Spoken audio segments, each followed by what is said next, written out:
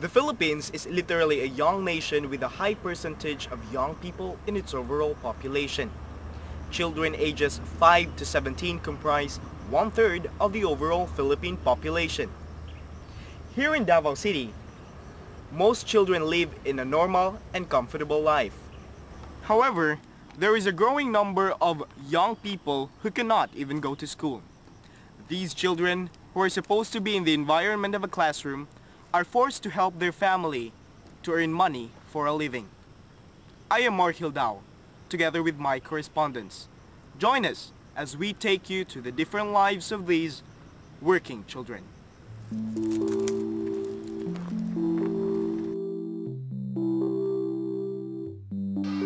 School, playground. These are the places where children should be.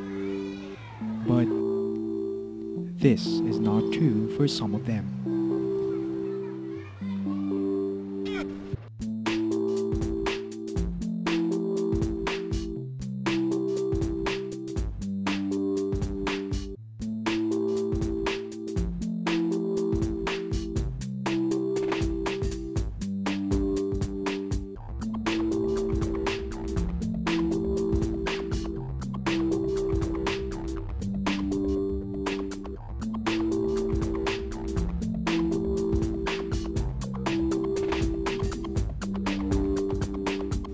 The Philippines is known to be one of the poorest countries in Asia. According to the country team report, there were 27.6 million poor Filipinos in 2006, a 3.8 million increase from the 2003 data. Because of poverty, migration from rural to urban areas has made the Philippines the fastest urbanizing country in Southeast Asia, with 64% of its total population living in urban areas. 30% of 64% live in slums. With the high poverty incidence confronting many Filipino families, every member of the family is expected to contribute to the family, including children. This is why there are children aged 5 to 18 years who stay most of the time on the streets and in public places to earn for a living. Sometimes, they play with their peers and would even make the street their home where they sleep.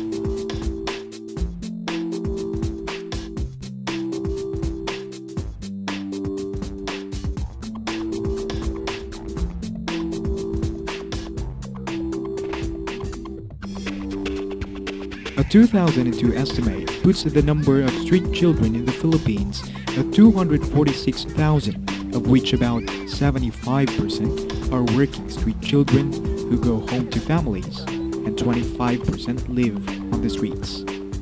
Government statistics showed that the country's population stood at 91 million as of the beginning of 2009. The country's total poor are found in Bicol and in Mindanao, where Davao City is situated. Davao City is tagged as the crown jewel of Mindanao in terms of economic activity. It is the single most important economy in the island, being the third biggest metropolitan area in the country, next only to Manila and Cebu. Davao City is home to over 1,600,000 people, with a considerable number of business establishments such as shopping malls, hospitals, entertainment, and telecommunications. But despite of being the Mindanao's commercial and trade hub, Davao City only managed to land fourth in the list of cities in southern Mindanao with the lowest poverty incidence in 2006. The Davao City Local Development Plan for Children, on the other hand, reports that in 2000, Davao had 1,505 street children and doubled its figure on the following year to 3,213. These children, wandering and living in the streets, are somehow very inevitable. No matter how the government strives in making ways to lessen the population of these children, it seems to be more impossible. Their needs are simple, but these needs are deprived from them due to unexpected consequences. How do these children manage to live their lives on their own? That is the question which comes to our minds on the first place. These children will give us the answer then.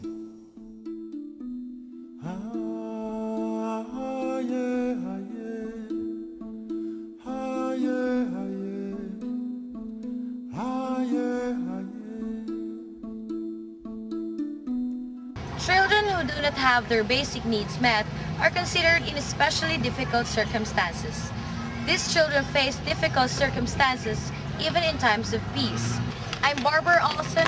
Allow me to give you a view on how a child lives on the streets.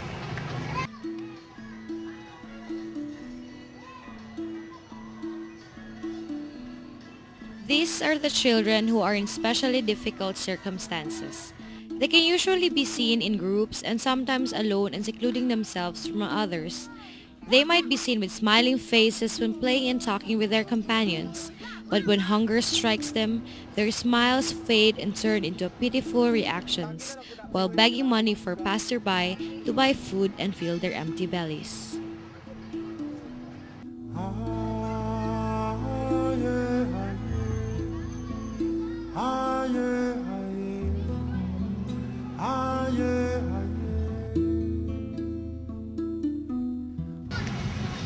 Street children are children aged 5 to 18 years who stay most of the time in the streets and in public places like Magsaysay Park here in Agdao. Poverty pushed them to the streets where they are in fact vulnerable to danger. Norman considers Magsaysay Park as his home where he eats, sleeps, and dreams. Aside from the beautiful spots here in Magsaysay Park, the place is also known for having the largest population of beggars in Davao City. Here we met Norham, generally untidy and undernourished. This young man never feels his differences among other children. Norham doesn't go to school. This is the reason why he has difficulties in communicating with other people. All he thinks is to find money. This young man, unfortunately, was born to beg for money. Norham's parents are separated and do have families on their own. Norham is living with his grandmother who is bedridden. This is the reason why Norham begs for money. Ano pangalan mo? Norham. Nga, pila pa din mo edad? 10. Nag-eskwela pa ka? Wala na. Nga, Norham, asa yung mga magpapa? Nagulag. Nagulag na sila? Ano, nagulag na sila? Kasi kauban ni mo ron? Ano? Ano, nagulag man sila? Wala ganito kakita. Wala. Mga naman mo, wala makakita na. Wala naman. Bulag ko sila.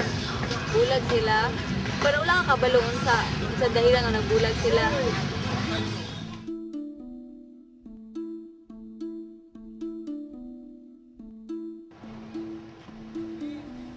Norham spends most of his time in the Magsaysay Park asking money from the people who pass by. Nagalimos na lang ko diri sa magkikay sa dulyanan para na ako'y kwarta pang palit na bugas. Perhaps most of us think that street children are the only ones with especially difficult circumstances, not considering children who are working at an early age. These children are known to be under the child labor industry. It is very disagreeable for children to work in order to meet their needs. But how come they are still willing to do the work that adults should be doing? They should have been enjoying their privilege of being children, but still, they have their reasons why they cannot take such privilege. Working children are a part of the children in especially difficult circumstances. It is estimated that there are 3.7 million child laborers in the Philippines. The most common reason why these children work is to help their families. Some are as young as 4 years old. Some work almost in their entire young stage. I'm Katrina Joy Bagnol. Come and let's meet one of the working children, Mundi.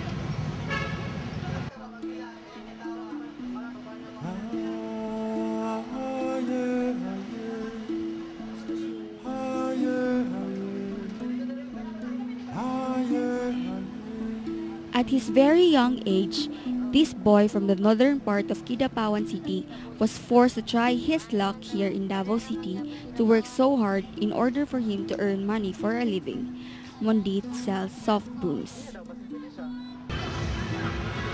Sa pangalan niyo mo? Ha? Mundit akong ngalan.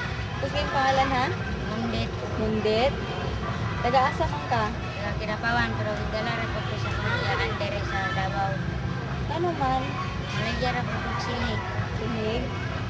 Nga, asa yung mga ginikanan? Nagbulag ano ng ginikanag amahan. Ano? Hinukod nila. Karon? Asa naman sila karon? Minyo og lain, nagminyo sila lain. Nga yung mga igsuon? Nasa kumiyaan.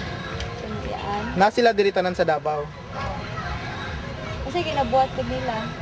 Manigya gyapon silig. Ah, kamo talaga baligya mo tayo sinig. Oo, manigya na po.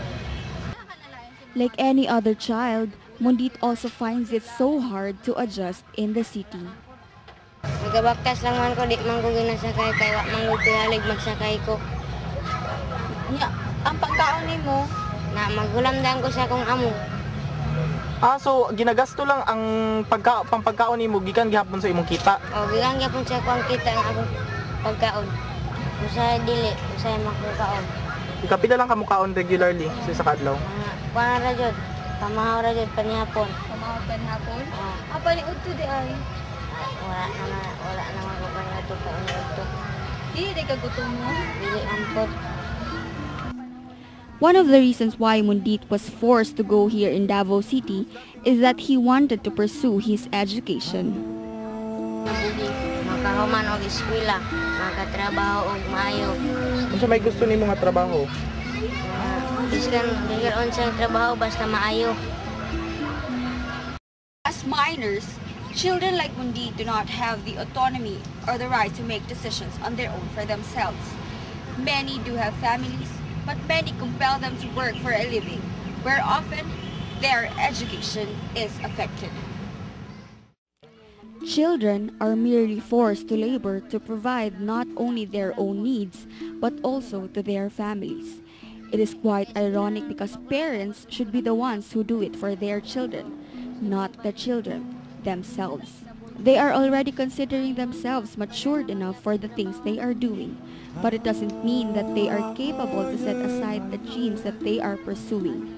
Obligation is the barrier of their dreams, and primarily, these dreams are practically at stake. Like any other children, these two also wake up early in the morning, but instead of going to school to learn, these children work not just for themselves, but for their family. I'm Ian Vilas, and I'll bring you to where these two children work to know how they have become different from average children.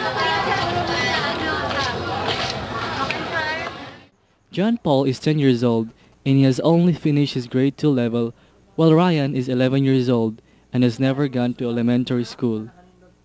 Every morning, John Paul and Ryan do a number of chores in their house before they go to work. Pasabalay. Kuan ba ko magkamog tubig. Maglungag ako. Maglawan ko dere. After doing their household chores, John, Paul, and Ryan go to work at this local eatery where they are hard to clean up the tables. At their very young age, these children already work for their own family, especially for their siblings. Kuya Mike, kanang si John Paul si Ryan, kanus ala na sila diri. Tuma December ata. December. Tapos kanang sila duwi na sila nagtatrabaho diri. Duwi na. Matabang na ipos na diya. Ang ipos mo plato.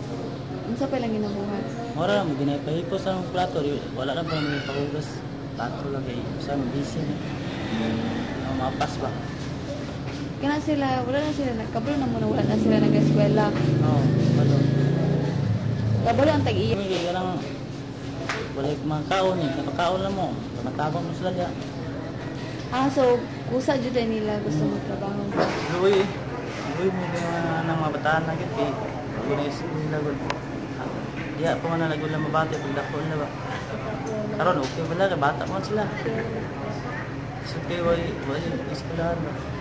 Ha? Ano ni mo ginasuporta sa pamilya? Paniperang ko na ako'y nakabuhi sila sa akin. Kabuhi ko, malipay na po kung katag na po kwarta ginagmay. Malipay na mabud ko anak. John Paul has 12 siblings and Ryan has 6. Some of them are married and do have their own families. Unfortunately, in the case of John Paul, he is the only one who doesn't go to school. Even if he wants to, his father can afford to pay his education. Ako ang pinakaluoy. Ako lang yung nagtrabaho isa. Sa pinagsono naman sa 12, ako lang nagtrabaho. Ang uban, nag-eskwela man to. Ang kara may nag-eskwela sa mga duwa. Kung mangkundag kami, katong magulang na ako para sa kinakasyo. Si Waring. Wala makanakaskala dyan, yun na ikaw lang man. John Paul's parents are separated. Mga na siya mangga, mga harbis. Kapoy kayo mga harbis, mga kat-kat ba. Tapos ang kwarta, palit ang bugas. Siya mag-inom. Ang mama nang sawag lain. Nanganak sila isa. Nagbula kaya akong papasama na sige magpamulata sa akong mama. Nabak na itong ulo sa akong mama dari ako kaya banalag sportos. And now, John Paul and his siblings are taking the entire burden that his parents are supposed to take responsibility. Diyan kung wala nga magpapa. Isod eh. Isod kaya nagpakaon. Eh, isod mo kay kung wala mama kay. Ano ka? Nang mailak wa kay mingaon sa mama. Anak. Tapos, mamangod mailak. Mingaon man sa akong mama. Kung wala akong mama, wala ko gipanganak karon. Papa po.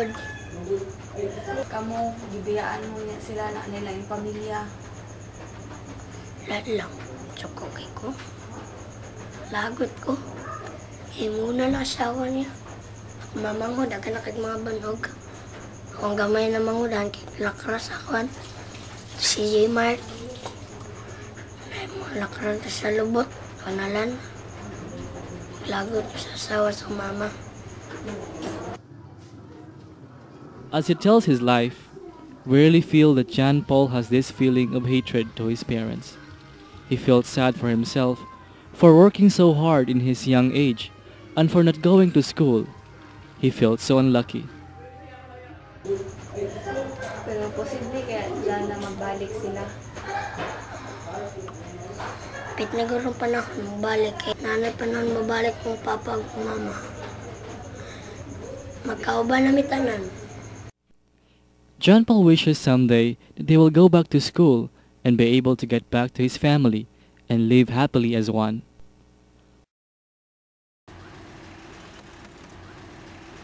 On the other side of the story, Ryan, John Paul's friend, also a worker in Chicken Tsunami. He works the whole day like what John Paul does. Ryan has been into many kinds of work before, and he works so hard for his family. Right now, I'm here with Brian and we are in this place where he spends most of his time collecting garbage, particularly clean cups and plastic cans.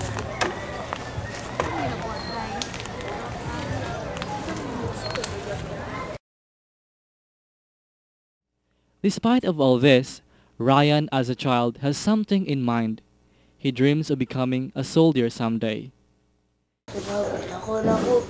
Makita ko mga tarbawan. Pwede ko magsundalo ko. Unang pinakapangarap ba, punta magsundalo ko. May ginapangarap na ako. They may have different lives compared to other children, but as young as they are, they also have dreams. Yes, they could dream. They could dream for a lifetime. But these dreams may remain dreams forever if they are not properly guided by the people who should be there to take care of them. The little dreams of these children are so simple, They don't have great ambitions like what other children have. For John Paul, he wants to see his family together, and for Ryan, to help his parents and to become a soldier someday. Children are indeed among the most vulnerable members of the society. They have weak bargaining power, prone to abuse and exploitation, and therefore require special protection from work, which is detrimental for their well-being. Parents should provide all the needs of their children, especially education. They should be responsible in giving a better life for their children. Let the children live life freely. Let them be educated. Let them play. Let them experience being a child.